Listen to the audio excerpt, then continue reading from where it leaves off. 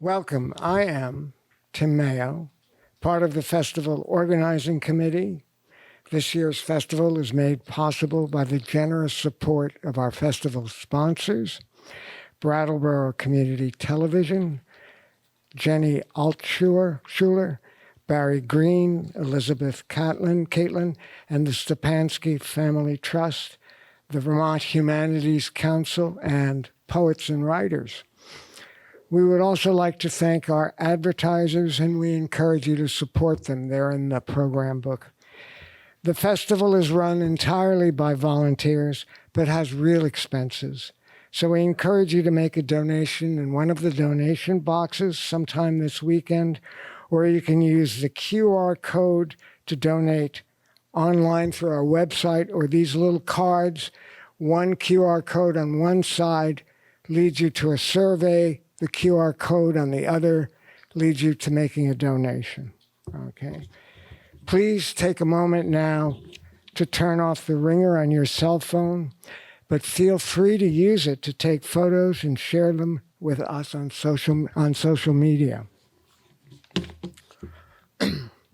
Major Jackson is the author of 6 collections of poetry: Razzle Dazzle, New and Selected Poems, 2002 to 2022, The Absurd Man in 2020, Roll Deep in 2015, and Holding Company 2010, all of which were published by W.W. Norton, and Leaving Saturn, University of Georgia Press in 2002.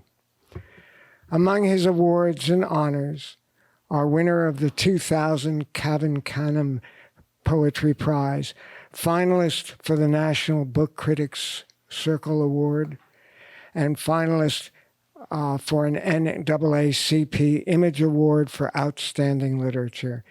His edited volumes include Best American Poetry for 2019, Renga for Obama, and the Library of America's County Cullen Collected Poems.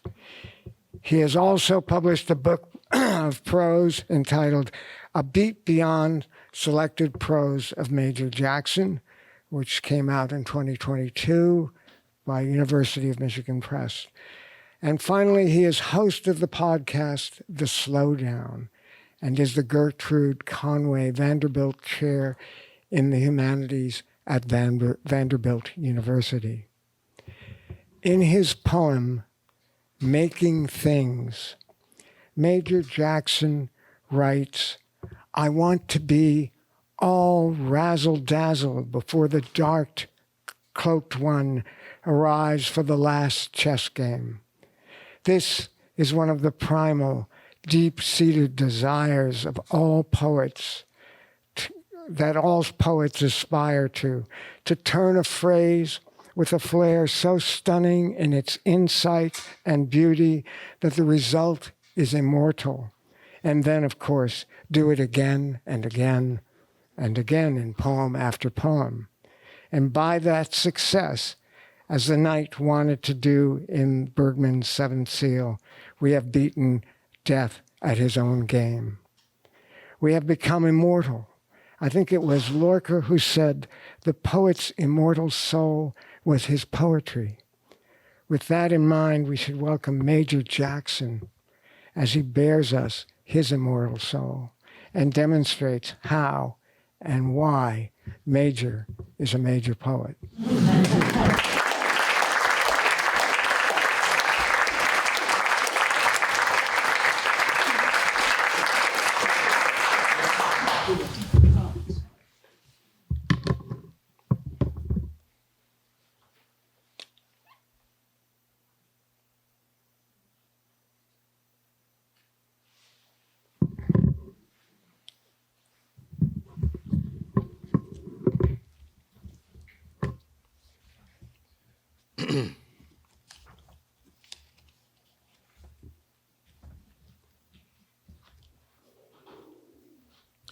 On disappearing.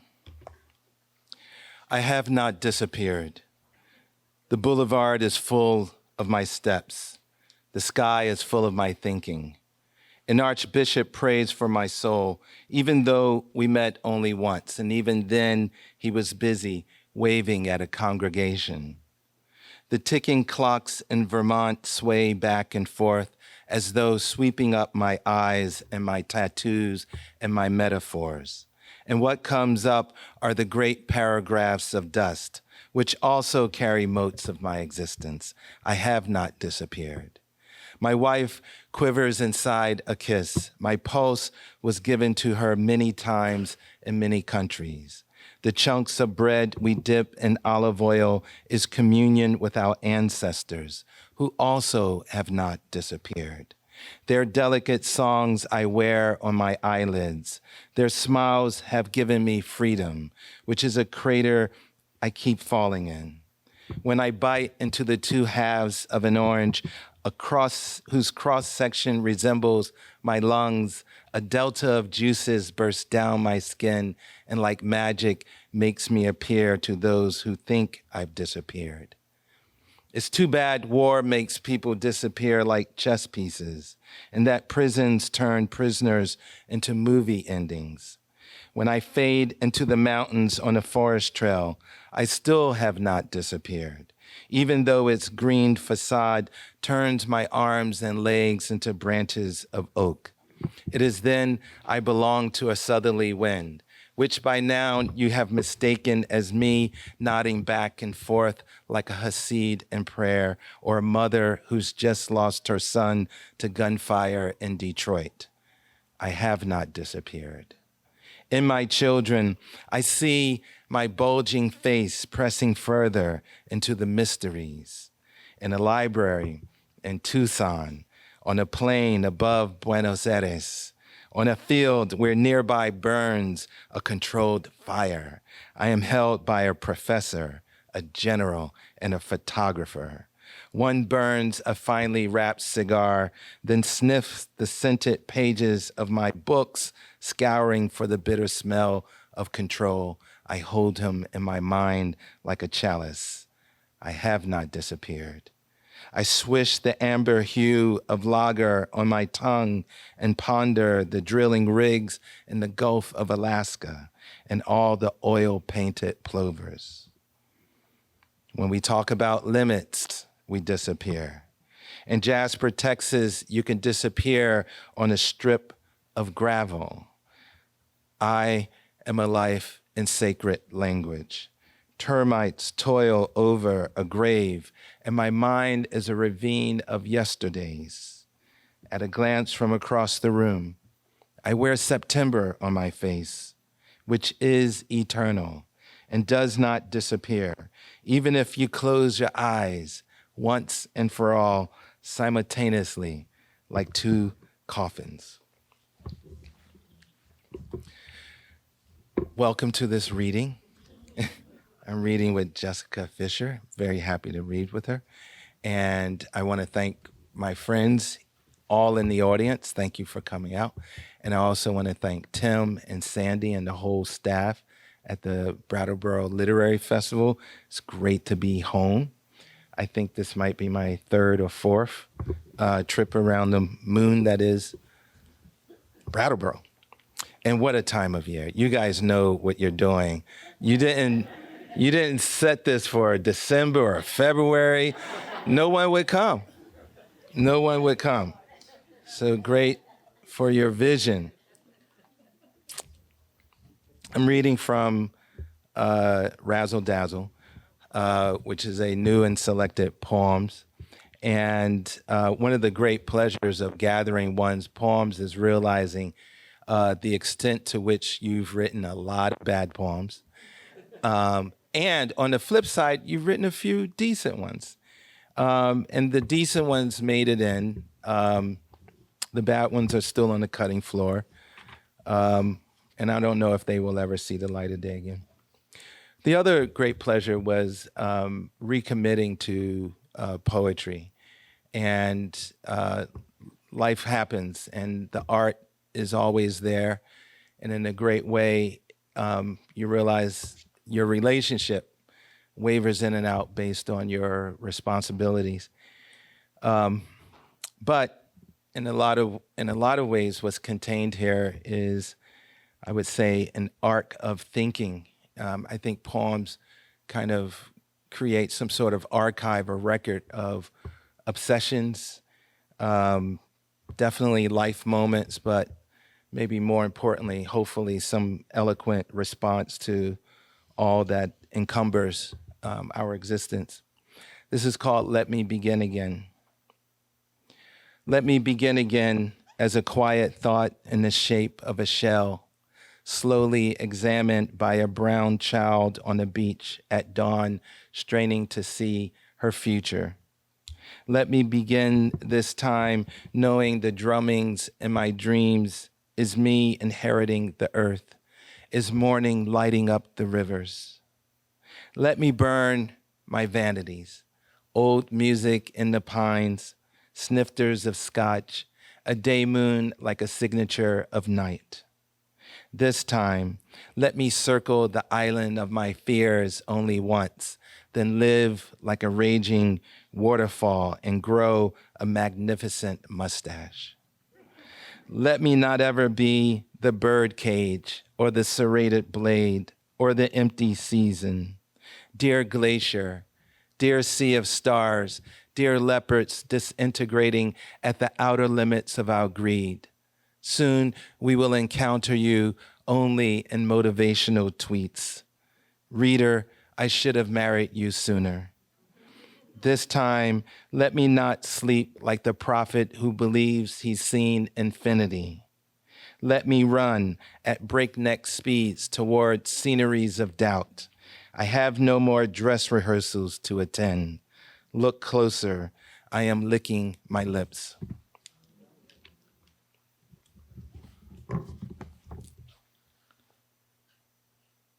I live in Nashville, Tennessee, part of the time. And there's 100 people are moving there a day. And there are cranes going, there's buildings going up everywhere. And there also are brides-to-be who are partying there every weekend. And they are on trucks that play loud music, and they dance, and they are in pedal taverns, drinking beer, making all kind of revelry. And I feel so bad that I'm not young anymore. No, that I feel so bad that I'm watching what we do, which is develop as a human species. Nashville sonnet deconstructed on a bed of magnolia blossoms. In this city, no one talks dialectical materialism. From high up, the cranes speak an invincible language. The trusses extend over pedal taverns and tractors, joyriding flatbeds of dancing tourists. And it is like reading God's lips. On guard, she says. Today, I am landscaping, staking light across my wintergreen lawn to get the worm's perspective, to beg his forgiveness. I am reaching fingers into darkest soil, pondering the afterlife. A house wren flouts its surefire code to all this achy, breaky singing. Such intricate phrasing, like a compass behind Giacomo de Latini's feathered quill pen. I live in a city of acoustic martyrs addicted to heartbreak. But this, plus this, even the magnolias, vulnerable each spring, court a delicious despair and gift their cream-colored blossoms like spark plugs for the living. So I'm in Vermont, so I should read some Vermont poems. This is called Enchanters of Addison County. Anyone live in Enchanters? Anyone live Enchanted? Yes, you do. Anyone live in Addison County? No? Okay. If you're going up Route 22, there is like in many Vermont towns, there is no stoplight, but there might be a stop sign. And I'm sure you have a general store within a stone's throw away. Yes? Yeah, I see some nods. Yeah, good. Okay. Enchanters of Addison County. And it is one of those moments where you come upon, for any tourists here, if you come upon any place in Vermont, you think you're in a postcard.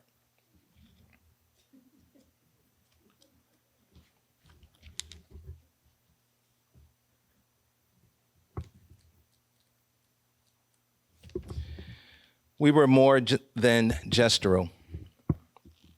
Close listening, the scent of manure riding its waft on the leaves off Route 22A.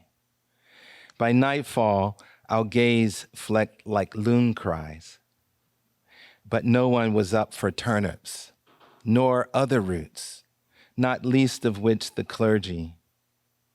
Romanticism has its detractors, which is why we lined the road with tea-lit luminaries and fresh-cut lemons. We called it making magic. Then stormed the corners and porches of general stores, kissing whenever cars idled at four-way stop signs or sought grade A maple syrup in tin containers with painted scenes of horse-drawn farmers plowing through snow. The silhouetted rusted farm equipment gave us the laid-back heaven we so often wished, and fireflies bequeath earth stars, such blink and blank and bunk-a-bunk bunk. And of course we wondered if we existed. And also, too, the cows in the ancient pastures and the white milk inside our heads, like church spires and ice cream cones. Even after all that cha-cha-cha, we still came out of swimming holes, shivering our hearts out.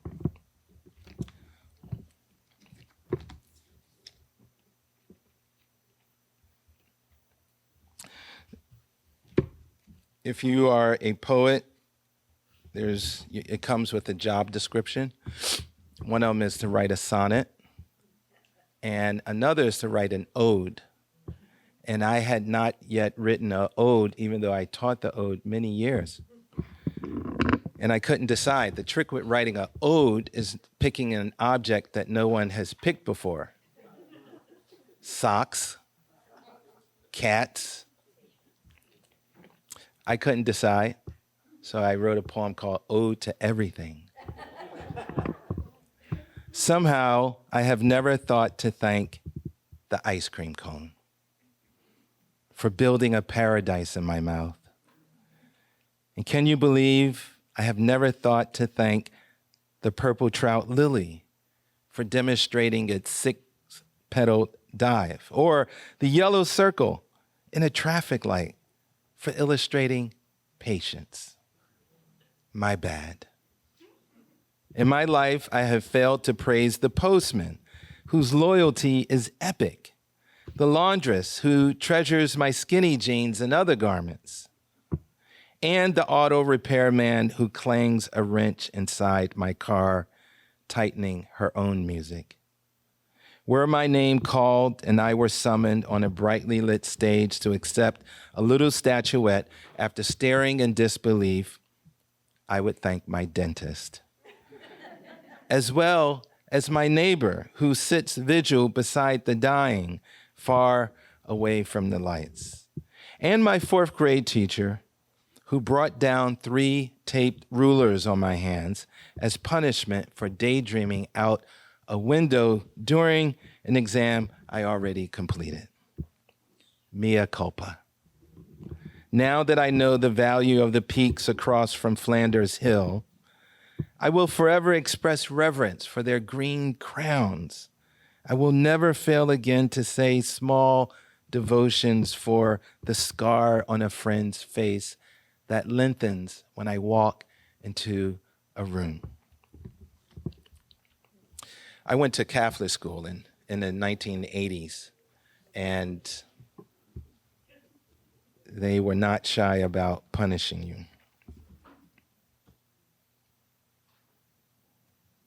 Maybe that's what went wrong. Just maybe. Making things. Thank you for referencing this poem, Tim, in your introduction. And it does, thank you. The Seventh Seal, you've seen that movie, Bergman? It's such an iconic moment of the deaf playing the guy there. Making things. Suddenly, I had to skewer all my prayers and slow roast them in the open air kitchen of my imagination. I had to shovel fire into my laughter and keep my eyes from blinking. I had to fuss like a cook simmering storms. I had to move like a ballet dancer, but without the vanity and self-consciousness of tradition. I had to blur my scars so I could write into time and carry the sensation of walking like a morose and heavy American sporting a yellow ascot over Pont Saint Michel. I want to be all razzle dazzle before the dark cloak one arrives for a last game of chess.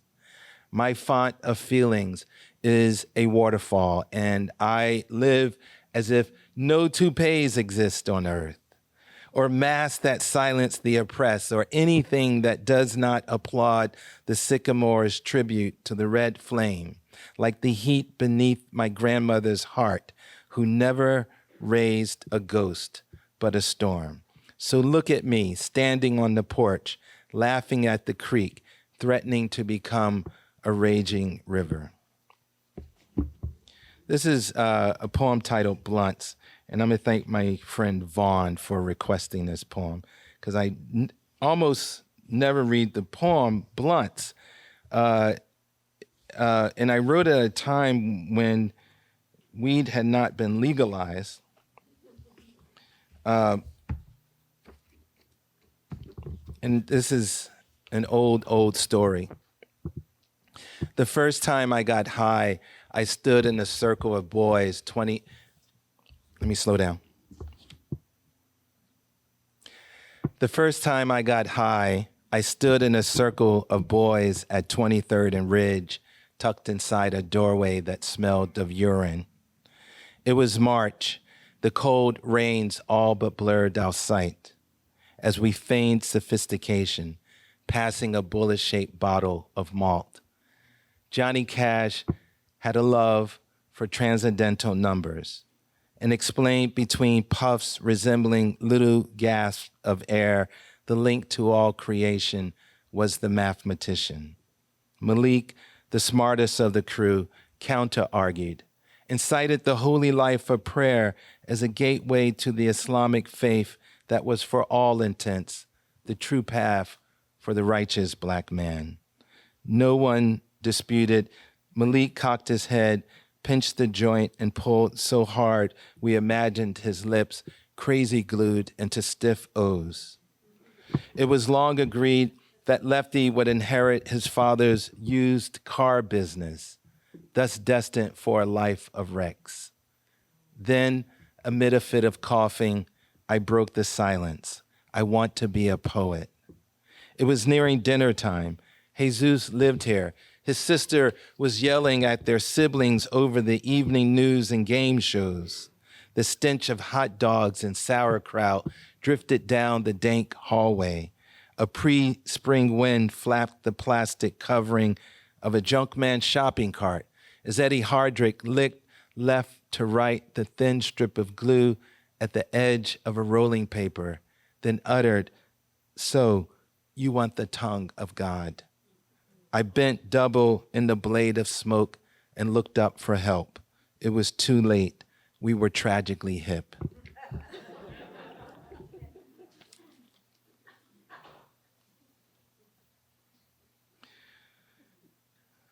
This poem is titled, "It Must Be the Supermarket in Me."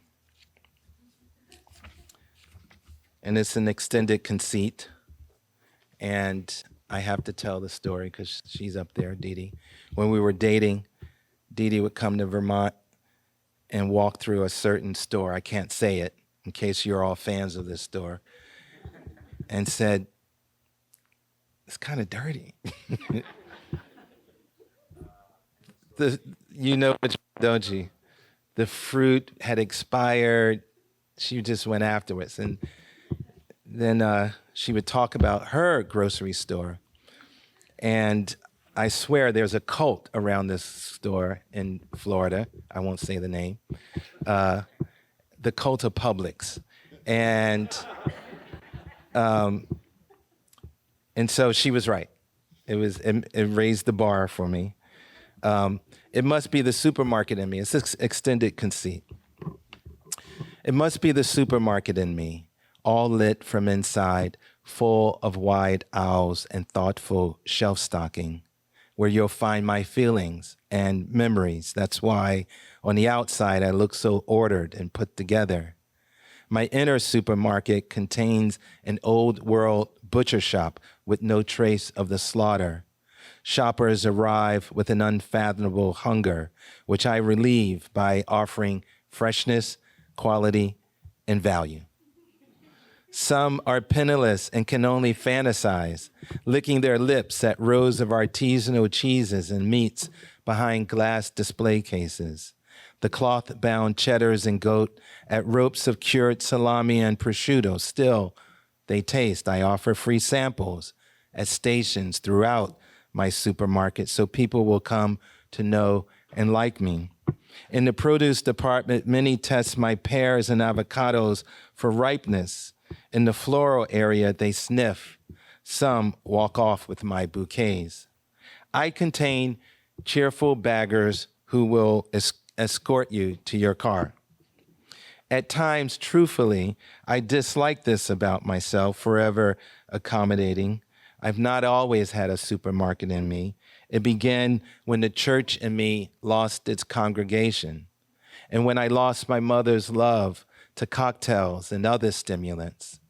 There is no place for anger in my supermarket. I keep it in the back room with a sign that reads, "No trespassing, employees only." It's a way of being in the world, a self full of checkout lines and refrigerators until someone runs through you, knocking down your pyramids of canned goods, or panic shopping, leave empty aisles. My last poem, at 25 minutes exactly. I promised my friend Jess I was only going to read short. It's titled Double Major. And the conceit here is somewhat the conceit of giving Whitman said we contain multitudes. And the conceit here is to kind of have one's inner self speak through the poem rather than the poet before you. Double major. I emerge whenever he confuses the lamp for a moon. It is then he thinks of fine bindings and ordered athenaeums. I own his face, but he washes and spends too little time behind his ears. He sees me in the mirror behind thick clouds of shaving cream, then suddenly believes in ghosts. His other selves are murals in the cave of his mind. They are speechless, yet large. They stare his wishes like summer rain and amplify his terrors like newscasters. What he doesn't know, his dreams are his father's dreams, which are his grandfather's dreams, and so on. They possessed a single wish.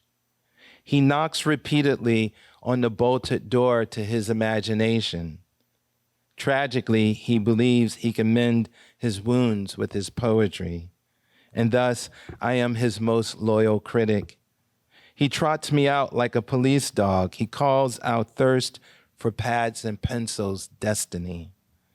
Our voices come together like two wings of a butterfly. On occasion, he closes his eyes and sees me.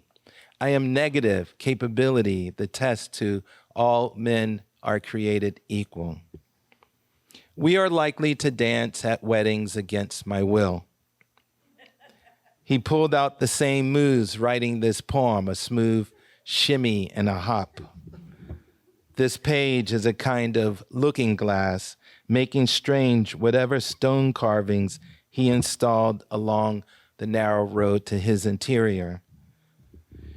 I suffer in silence, wedded to his convictions. He would like to tell you the truth about love, but we are going to bed. To bed.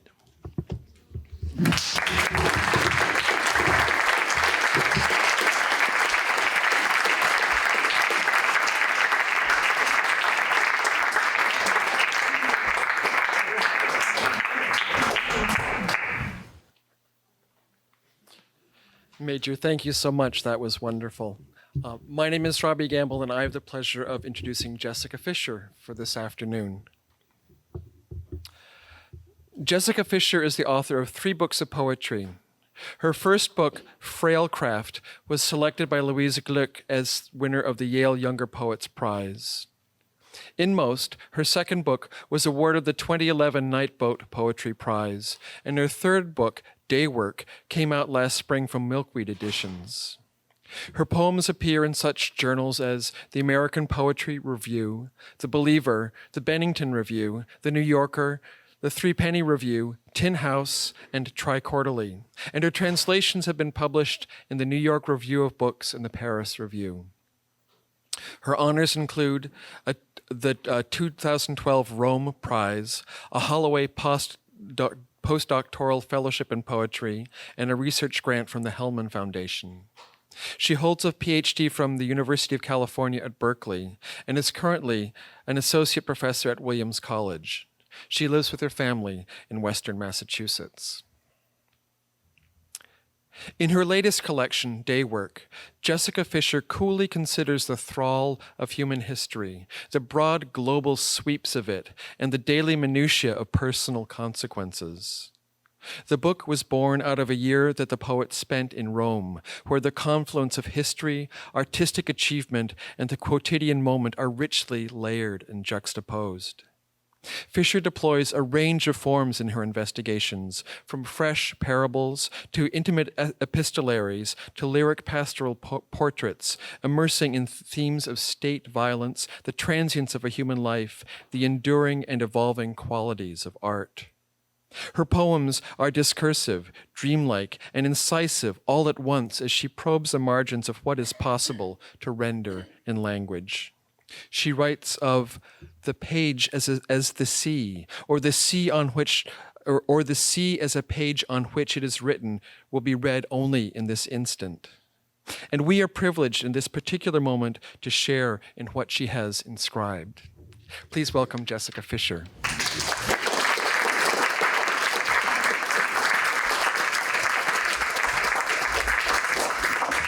Hi, everyone. Thank you so much for being here. As you know, it's a tough act to follow Major Jackson. What you don't know is that I've been following Major for a long time. In fact, when I was a new college student in the suburbs of Philadelphia, I remember taking the train into the Painted Bride and listening to poetry. And Major was there, I don't know, 25 or 6 years old, I think.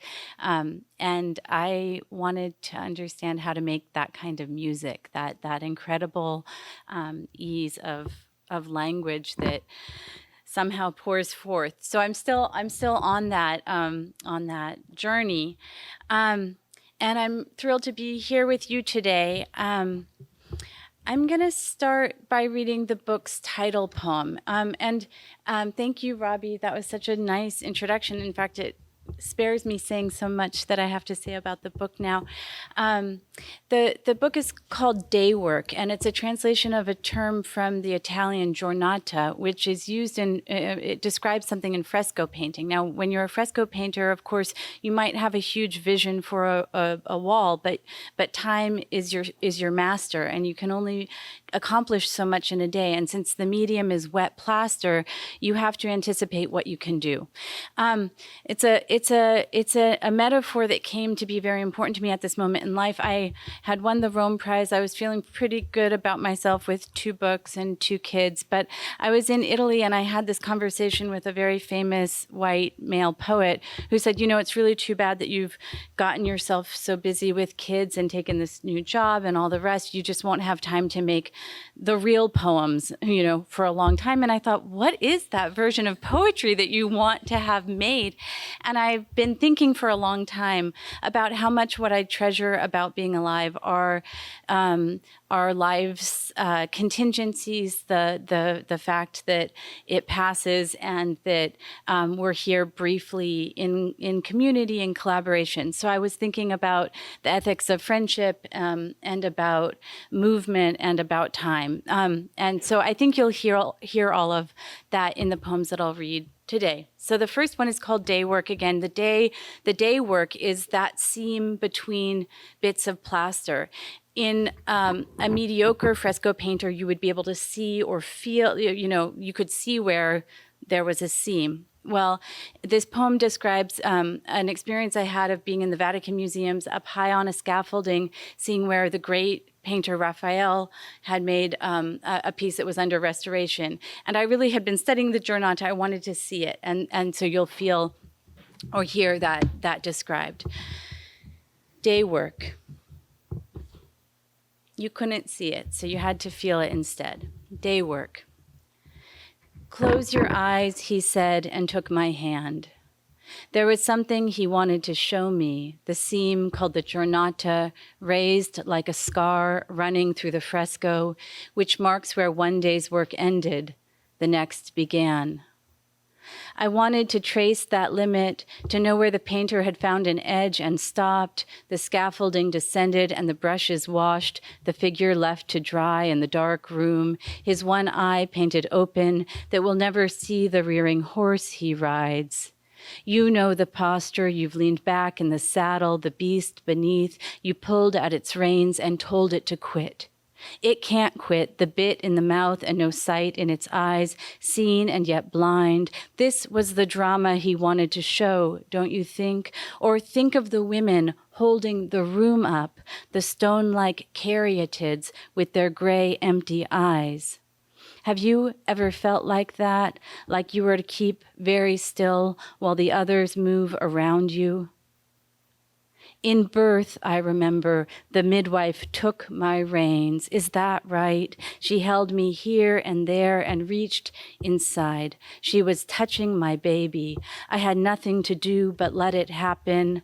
I let it happen, so well trained, really, a vehicle. You ride me or drive me. Oh, but if you are the head, I am the neck. I will turn you to my advantage. Will make you see what is wrought through me.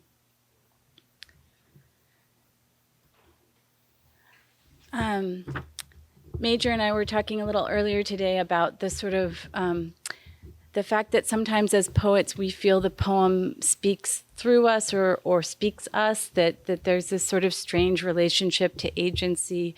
And, I kind of nerd out sometimes in my writing about the history and theory of the lyric. And so a lot of this book is really thinking about those terms, which are the possibility of address, the possibility of feeling, but not necessarily a biographical particularity.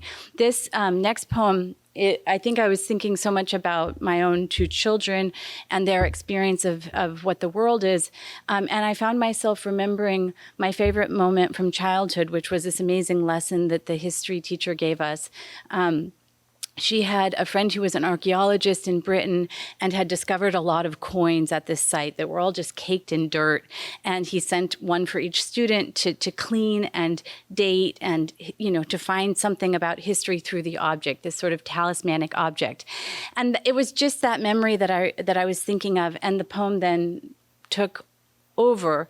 But I think, as you'll hear, that it's interested, or it shows that I was obsessed with this question of the sacrificial. And so much of the history of Rome, where I began this book, are the histories of empire, of power of various forms, of spoliation, right, and just a violence being wedded at every turn to the aesthetic, right, to beauty. And it's a troubling reality, one that we live in, probably here as well.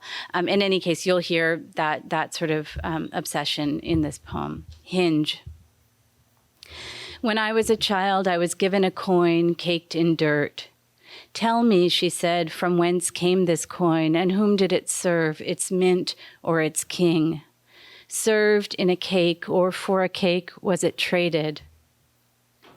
So I was ushered into the corrosive questions, each one hinged, as if there might be some movement, a door shut then opened, and behind the knob the agent of change. But either the screws came loose, or the hinge had rusted shut, and but either the screws came loose and the door fell askew, the tongue flapping free, or the hinge had rusted shut, and I was dumbfounded. In either case, it was I who had broken what I should have opened, as if a bull in a shop or led to the slaughter. Come along, pretty heifer, said the priest who led me, and when I tried to speak, I heard the bellowing. Who pities the beast, its eyes wide and wild, that braces for death and hopes to be changed? 3 wishes she gave me, and along with them the stories of those who had squandered their wishes by wishing. Scattered to the winds, and the 4th wind left hungry. Still it sweeps past my door, crying, mine, mine.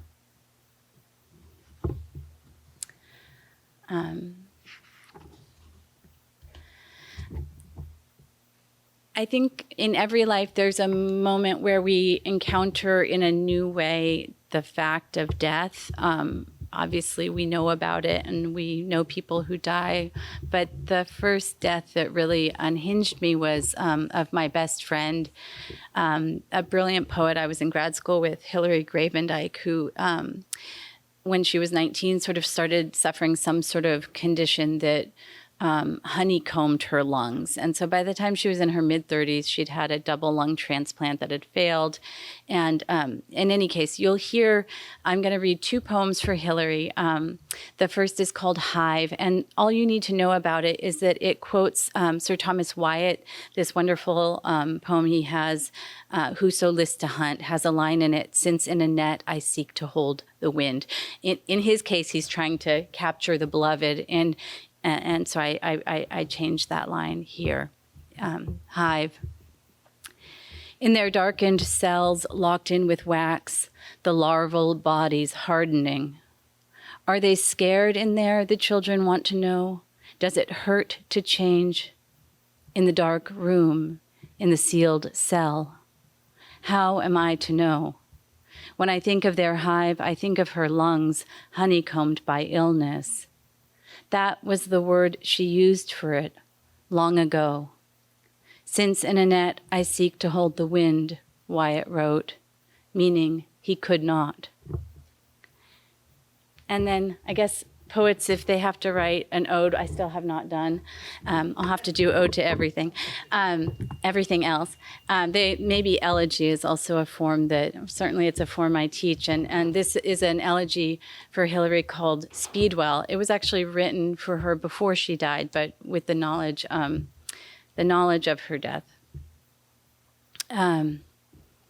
It quotes a line from Whitman. I think that's really all you need to know. And a speedwell is a little flower. You'll hear that here. The sun goes down, we say, but that's not right. Still, night falls on the tragedy's final act, the first star like a pinprick in tin. I was looking for a metaphor, for someone who knows the way. On a shelf, a book titled The Sight of Death. On the shelf, a little bottle to keep age away. How can you be alive, you growths of spring, Whitman wonders, fed by death, in the poem my friend loves? the field itself some kind of bed. For what sleep? She wrote to say that this spring may be her last. I lay on the damp earth, in the grass interwoven with the dozens of plants I'd thought nameless, the little white daisy-like flowers and the tendrils of the tiny striated blue ones, which have, as it happens, not only the one name Speedwell, but many more besides, bird's eye, cat's eye, farewell and goodbye. You were to pin a posy of it onto the beloved's coat before a journey, the boat leaving for what distant shore. The passengers reluctant to go, as is the poem that knows it has to come to an end and refuses, like a child stalling before bed, not tired yet or scared of the dark. Every death takes a body. It's hard to know what it leaves. Already it has stitched its signature into her chest, the scars that chart her illness like lines on a map that show where the ship has sailed, struck rock, found the ocean too deep to anchor, and so drifted windless, the sea like the earth teeming with the dead. And from those graves, these flowers, which every spring have bloomed, discreet as the beloved, and if we are to believe Whitman, and why not, of the beloved as well, hair or tongue or the unseeing eyes that were the color of chestnuts and are no more. Why not lie in the grass in the sun, taking the flowers as proof that nothing dies? That's what the poem's after all, a figure, no matter how thin, that might make these reversals in matter seem like a switch flipped on and off and on. A child playing day and night, dark and light. A single life like that, or not at all. If in the bag the phone rings and goes unanswered, will she feel like that, calling from far away?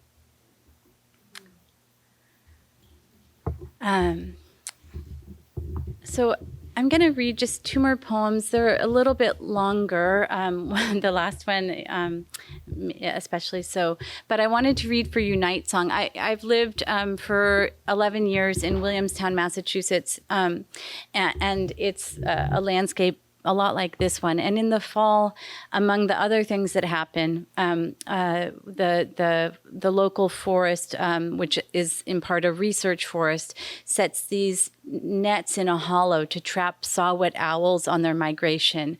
And they're caught, they string the net across the hollow, they play the mating call of the saw-whet owl in the hollow, and they swoop down on their migration. And then at night you go and you take them out of the net, you band them, weigh them, and release them again. It was my first year in Williamstown, and we went out to do that. And you'll hear that owl comes into this poem. Now, when I began the poem, I didn't know that I would write anything about the saw-whet owl. And so part of what I'm interested in poems is how they move, right? How in the act of writing the thing arises. And so it did here.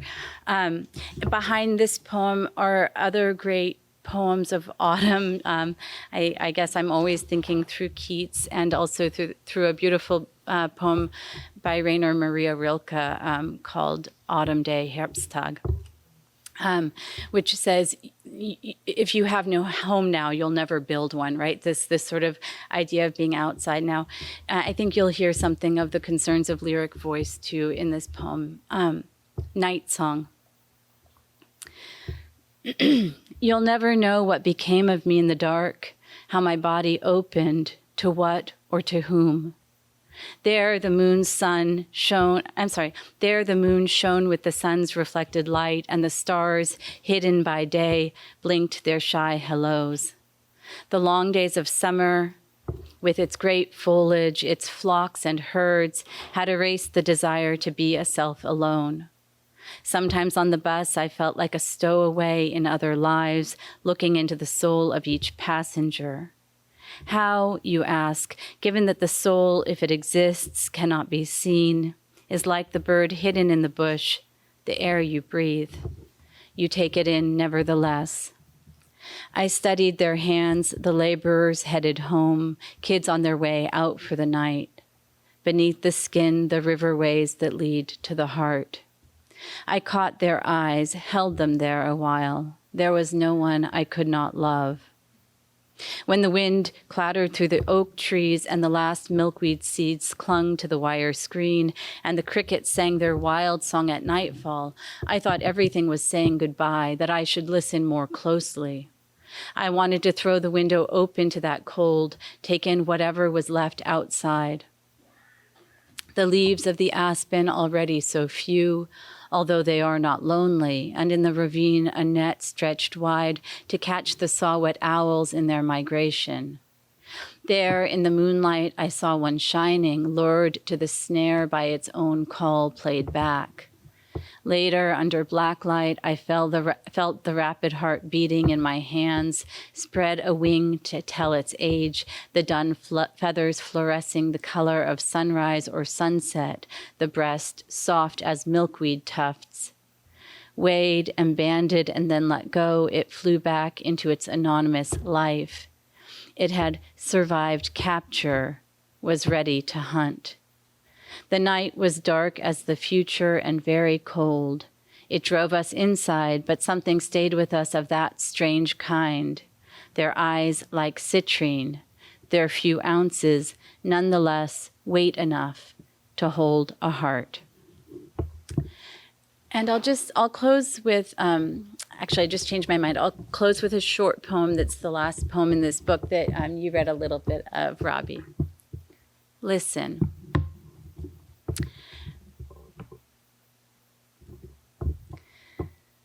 The page as the sea, or the sea a page on which what is written will be read only in this instant.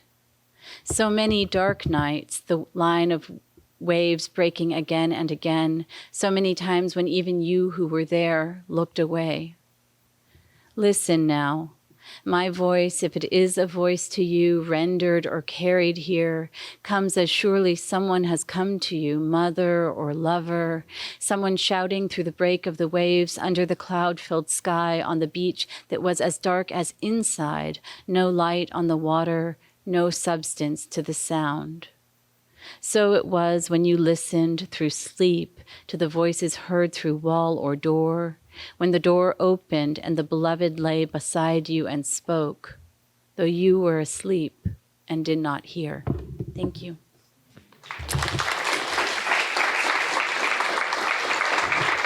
And I think, Robbie, do we have... Yes, so we can... Do you guys want to be here? And there's a microphone here that I think you can share. And I will do the Dr. Phil thing. If anybody has questions or comments, I want to... Totally.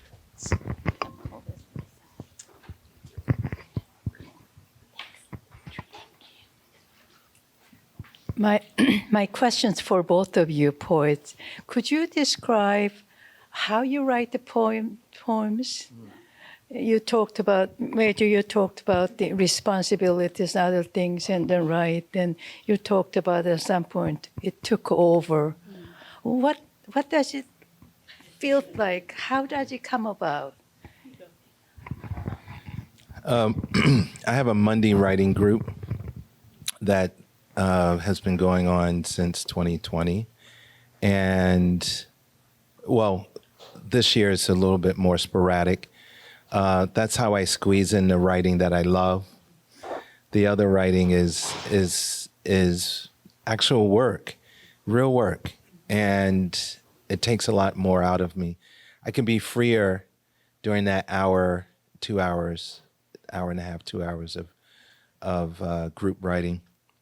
That's what it was now. When I was in graduate school, it was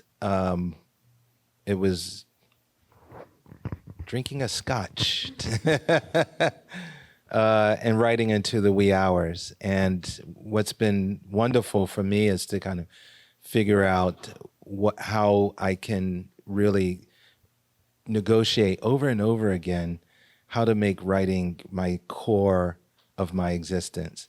And sometimes that's at the expense of family or responsibilities. But it is a negotiating act. and I imagine it'll shift again. But the past 5 years, it's been through community.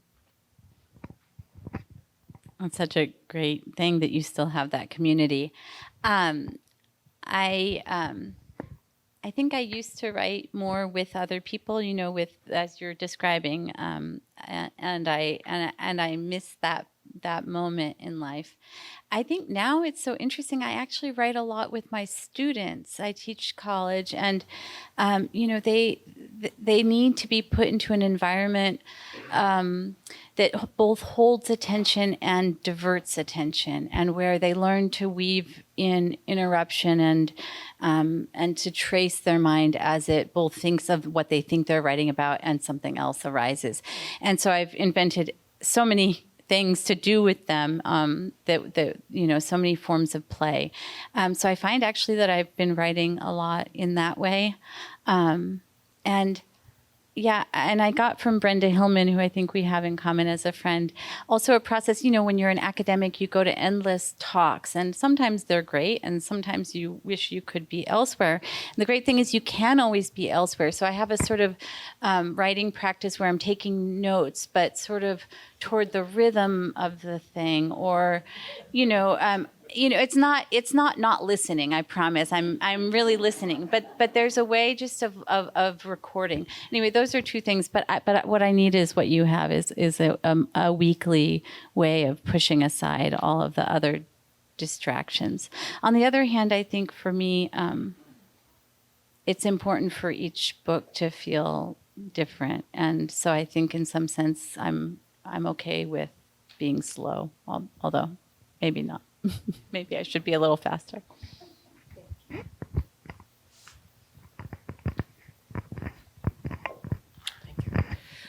Thanks for those wonderful readings.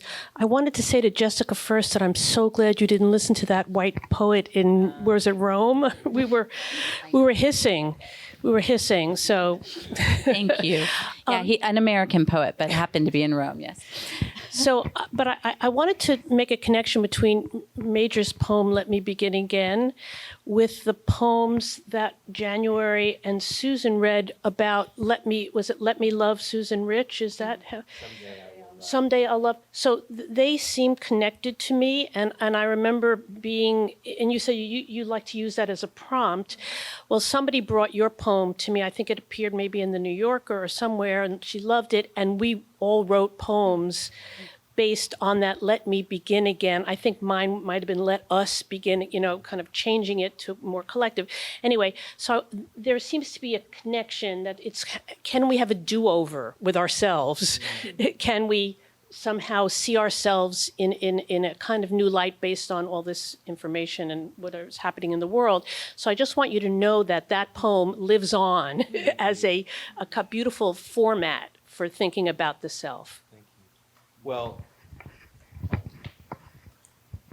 it is a do-over from Philip Levine, the poet who, so I took my writing prompt from the great poet who had a huge, I never studied with him, but definitely apprenticed myself to his corpus.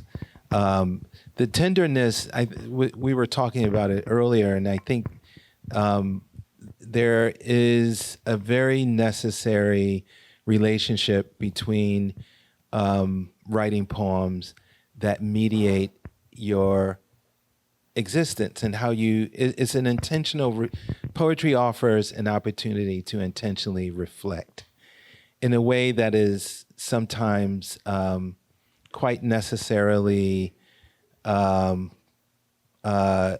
allows you to go deep. And in my mind, that can be, for some of us, that can be very, very fraught. I always say to my students, have a support network at the ready when you're writing the poems that need to be written, because they are deserving. You deserve it to yourself. But thank you for sharing that. I want to high five Philip Levine.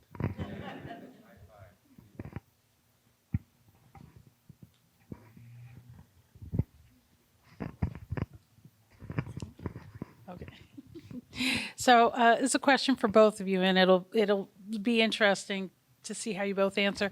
So how did you put your collections together, knowing that yours is a very specific, Jess, and Major, yours is a new and selected. So, same question, two different answers, I'm sure. So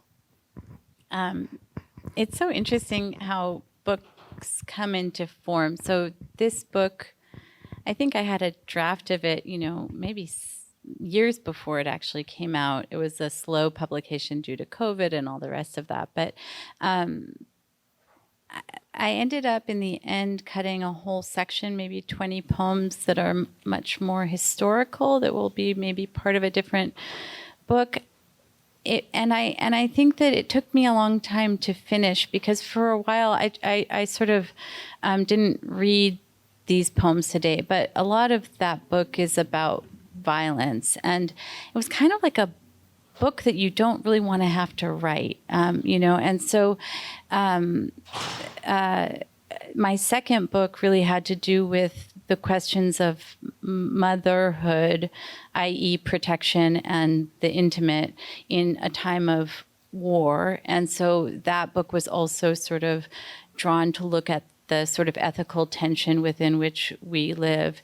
And I remember getting to Rome and writing a poem that ends, must this once again be my subject, right? It was after the Sandy Hook shooting. My kids were they were the age of those kids, but I was looking today among the poems I decided not to read at the very last minute was a poem from my second book that I wrote during the first Gaza war in 2008, 2009, right? When you're listening to the radio and your kids playing in the background, and it's this sort of impossible mixture of all of what we live with. In any case, it's a long-winded answer to say that for me, I had a really hard time myself reading the book's subject for a long time. And then came other things, came COVID, came improvisational forms of friendship, came other things, and the book became much wilder. I was gonna, if it weren't such a long poem, I would have read for you this poem that Devin likes called Thrall, but it's about, can we bring the voice toward dance? Can we be fully improvisational? Can we embrace our contingency? These are all questions that other poets have spoken to today. And it wasn't until I found that sort of power unleashed, the power of contingency, that I felt like, oh, now I actually feel like the book has an arc, and that's when I could let go of it. Yeah. Writing a new and selected didn't come easy. I had some conversation with some friends, and even some years ago, I was thinking, I'm gonna be different. I'm gonna write a new and selected poem that is all new poems. It's such a conventional thing to do. But I thought I would take on the challenge, and the challenge really ultimately was about honoring those poems that found their way into the world, and hopefully creating a roadmap for a future reader to kind of understand the evolution of this person becoming a writer, because that was not supposed to happen. And so I had to find the themes. I did hire some readers. I hired a friend of mine. I paid him to read the manuscript. I hired 3 people, actually. A student that I met at a summer, she was my student at a summer writers conference, community of writers, a former student, and a dear friend. And they all gave back great notes, which really helped me to make decisions, most of which I paid attention to. Also, poems don't age well, because we age well. We outgrow the poems, is what I'm saying.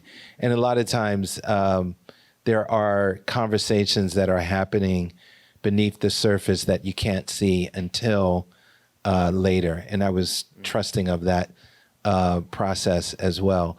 And then other decisions like, should I include Urban Renewal, which is a long poem that I've been adding to this poem with 5 of the 6 books have Urban Renewal poems in it. And because someone said you really should publish those separately. And I decided to keep them in and publish them separately when I complete that project. But hiring folks was really necessary, and handwriting the poems, all the poems that I wanted into the book, and feeling that excitement again of writing from beginning to end was really good.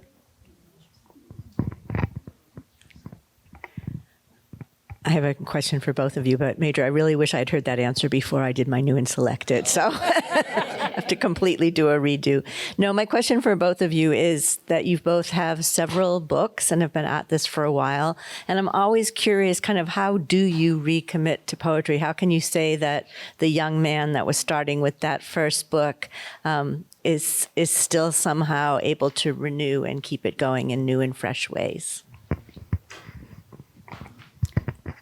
I have to read in order to do that. I have to remind myself that there's something very, very distinct, materially very distinct in the work I love most, that you can't get at in another form. And so I love reading prose. I love essays. I mean, I look at visual art all the time. But I do think that there's some question that just, I keep thinking and turning about what form of intimacy and anonymity at the same time does the poem, the lyric poem in particular, provide, and what kind of speaking across time is it interested in? And so for me, those are questions that are so, they've always been critical to me. I came to write poetry first because my mom and dad divorced, and I didn't see my mom very much for 7 years when I was from 6 on. I would see her at Christmas and in the summer. But my mom loves poetry. Some of you know my mom. And poetry was a way where I literally believed if we were reading the same work that we were in the same place. And I think that's true also through time. I mean, when I'm reading Sappho or Donne or any of these other people, it actually makes my back tingle. Like, I literally believe we're in the same place, and I love that weird fact of intimacy. So that's what I have to do. That's a great answer. My contribution to that question would be, several things have guided me. One, remaining restless and not settled into a process in which I figured out how to write a poem. So I'm trying to always push myself in that regard. And I also think, there's a maturation that happens, I think, somewhere between the second and third book. You don't have anything to prove. You're in the art. And for me, it is a widening of your vision. And in my instance, I've always had a political lens out of which I've written, and that was a necessary lens. And so I keep thinking about how the poem is going to, or poems, or the book is going to live and exist in the world to make us a goddamn better place. And I think if we're notorious for being egocentric. And I think sometimes, i.e., the poem is always pointing back to ourselves. And I think if we widen it up just a little bit more, and I'm not talking protest poetry per se, but how can the poem transcend this particular moment and maybe even forecast what we need to hear in the future, now and in the future. And that's endless. There's so many permutations of language, which is why I would say modern readers get frustrated, because the poets are creating music for a future listener with the language. And we grow into it. We arrive there. But for me, it's thinking restlessly about the art, about how the art exists in the world, and containing joy. I am no more freer in the world than when I'm writing a poem.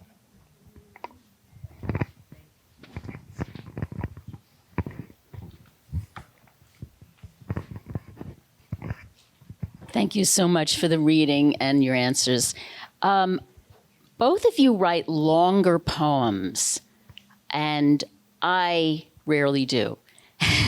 And I'm just curious, as I was listening, Major, to your first poem, I have not disappeared, and even double Major, and then to your poem, Jessica, on the coin that starts with the coin, and the one on the owl. I'm wondering, as I was listening, because it's my first reading was actually a listening, how do you know when to stop? How do you know? Because there were a number of times I thought, oh, that's a great ending. And then you kept going. Oh, that's another good way to end. And you kept going. So I'm just wondering, and now you said you're writing a poem, but you're continuing to add to it. So I just wonder about that process for writing the longer poem. How do you know where is the stopping point? Or maybe that changes in the revision process.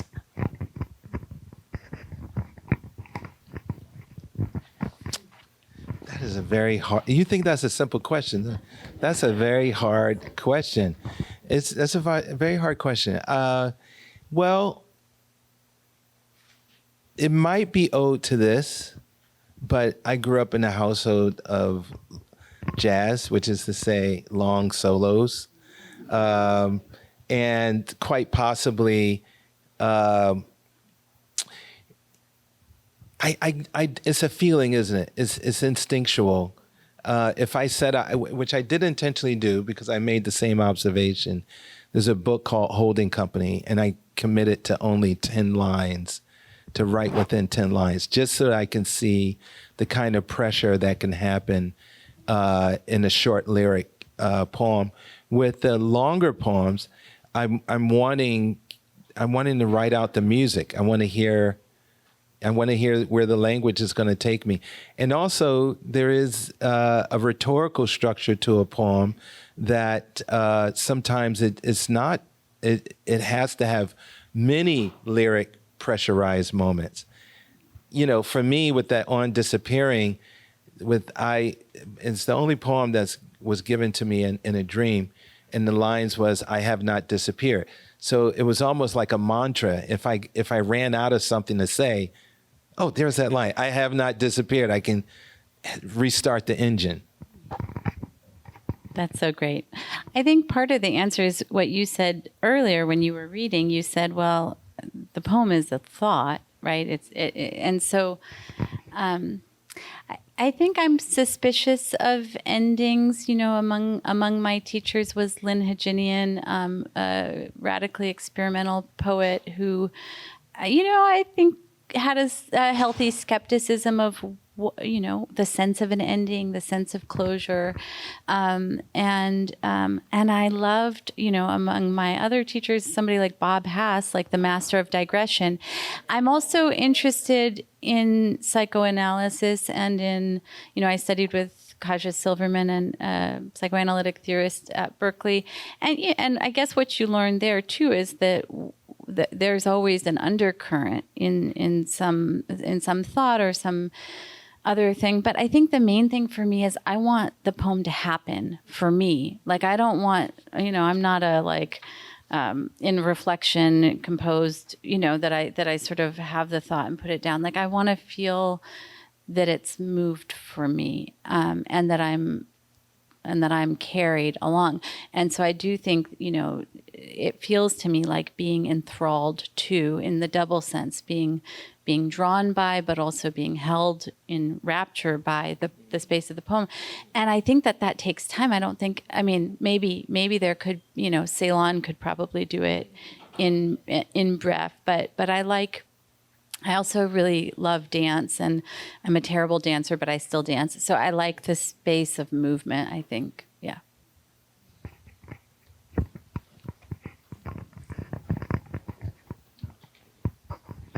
I'm intrigued by how all our questions are kind of circling. It's kind of interesting. Yeah.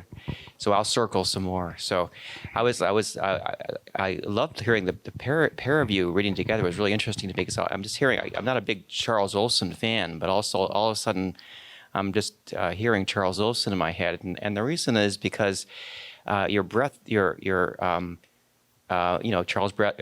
talks about the breath is really the kind of when we don't have stanzaic verses and we don't have clear forms. What comes after? So the breath is what organizes the poem, and you guys have such very distinctive breath rhythms and lengths and also within that you have very different cognitive styles and very different uses of metaphor. And I'm sure I could honestly, pretty distinctly describe them. So my question to you is, how aware are you of your individual distinctive use of the breath and rhythm and internal sense, and how it fits or doesn't fit what you want to say, your cognitive issues, your purpose for writing a poem?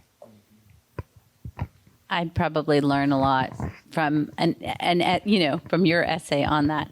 I think we have, as a teacher, they always tell you should have, somebody come film you and you should watch what you do. And I think, well, that would be the death of me as a teacher. I really feel like I'm sure I could describe it, but I would maybe try not to, so that I wouldn't have total self-consciousness in the next act. Yeah.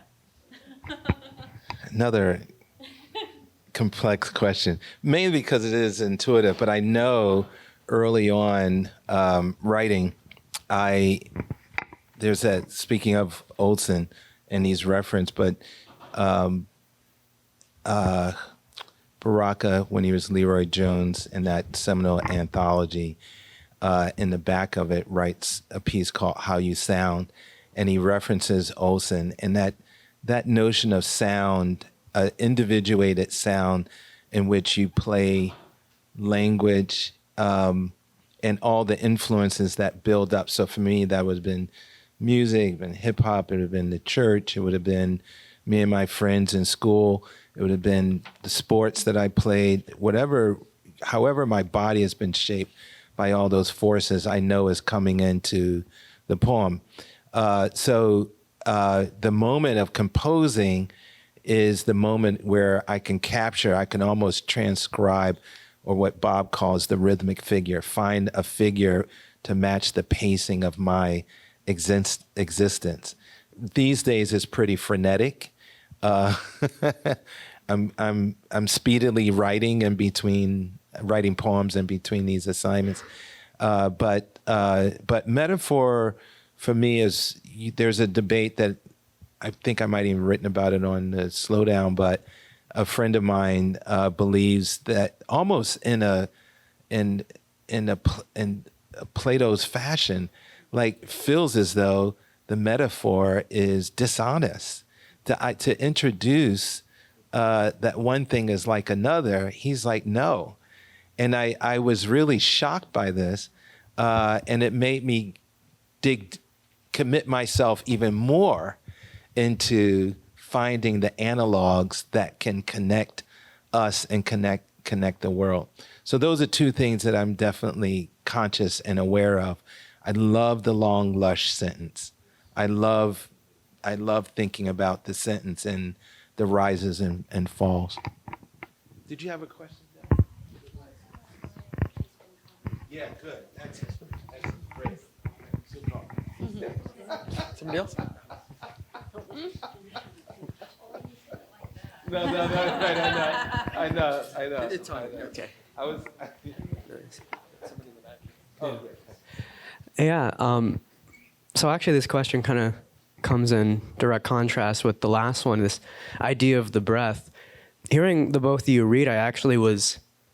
I noticed how much of formal poets both of you are, in different ways. Major. You were always talking about. Was it the ode and the sonnet? And Jennifer, you were always conversing with previous poets. And so I'm wondering, how often does the form come first? You sit down, you're like, I'm going to write a pantoum today. and or I'm going to talk to Whitman today? Or are you writing and, freestyling, and then do you realize like, ooh, this is a Pantone, or oh, this is talking to Rilke. So, which comes first? Is it the formlessness and then the form, or is it the form that you sort of write into? For me, form has to be imminent, which means it kind of has to arise out of the poem. Now, I teach, so I also teach, for example, the sonnet, but I'm interested in how many poems feel sonnet-like, because what they have is a kind of structure of thought that is like that structure in the sonnet. In fact, sonneteers wrote curtail sonnets, short ones, and caudate sonnets, long ones, right? And so it really has nothing to do with 14 lines. It has to do with proportion. It has to do with a particular kind of movement. I don't start a poem knowing where I'm going. So if I'm remembering my friend and I remember that she loved Whitman, and I'm thinking about the fact that her body will be compost and that her favorite Whitman poem is this compost, then it feels relevant. But I do, like, that poem once was much, much longer, and I did rein it in and feel like it doesn't need to be, what I mean, like that the stalling death could extend infinitely. But what I try to teach my students is that if form is going to feel integral to the poem, it has to be part of its movement, not as intention, but as arrival, right? It would suggest itself maybe in a revision, right? And so, yeah, but I think maybe that's also just in part a way of talking about what kind of relation I want to have to the poem. Like, I don't really want to be in full control of it, if that makes sense. Yeah. This is short. Neither do I. And there's a wonderful essay by Barbara Guest called Invisible Architecture. And in a way, it's kind of a dialogue between your conscious and unconscious. I never set out to write a form. When I was younger, yes, because I really wanted to know what the art could do. And then you kind of write through that. And yes, unfortunately, I teach, so I'm a wee bit canonical. I feel like it's necessary, unfortunately, to kind of to respect that there's a long tradition, multiple traditions. And I can measure a poet's worth by how much the past writers speak through them. Maybe that's what I'm trying to do. Thank you all for listening today. Very much appreciate it. Is that okay if I wrap up? Thanks from me too. Thank you.